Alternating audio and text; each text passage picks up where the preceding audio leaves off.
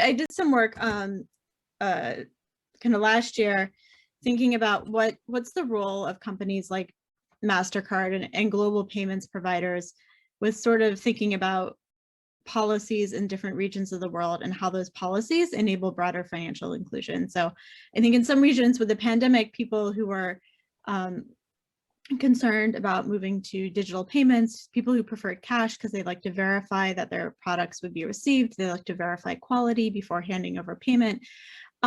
Because of the pandemic, we're inclined to forego some of those things or to accept those risks in exchange for the safety.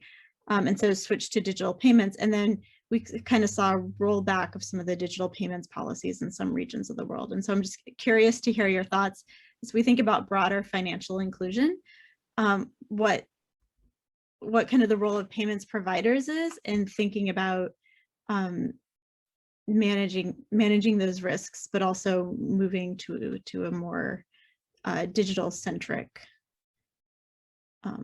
way of doing business.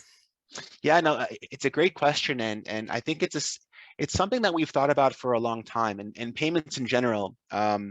When you can apply those assets to be able to solve financial pain points, if you think about the fact that I believe it's over 80% of all transactions are still done in cash, and there's always going to be a role for cash and a purpose for cash. There's also times where cash can create concerns because there's always the risk that cash has vulnerabilities. Cash exposes a community to risk. Cash is also not necessarily efficient. So we've also thought about how in parts of the world where we could apply assets to be able to digitize commerce and ultimately improve the well-being of communities. So if I think about the idea of creating marketplaces, actual markets for entrepreneurs to be able to buy and sell goods.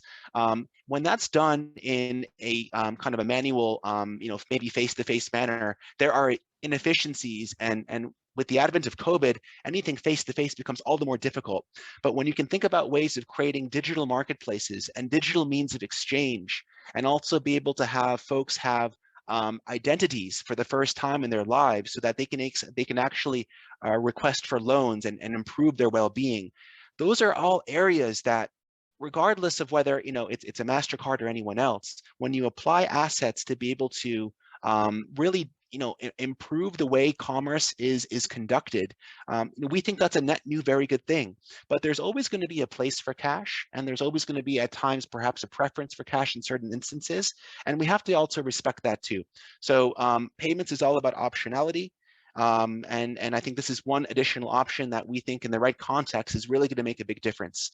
In the US, and maybe I shouldn't say just in the US, but really globally, 2020 was an incredible year for adoption because a lot of folks who maybe were hesitant to leverage electronic and digital payments were sort of kind of forced to think about that space for the first time in their lives in 2020. It was really kind of one of the only ways we could conduct certain commerce. So I think 2020 has really kind of shifted folks' mindsets in whether it's a way you pay or a way you accept payment.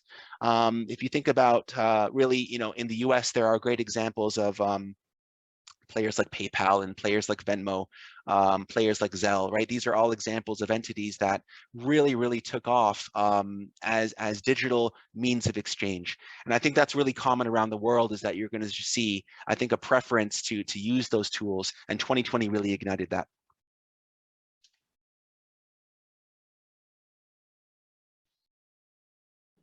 Thank you.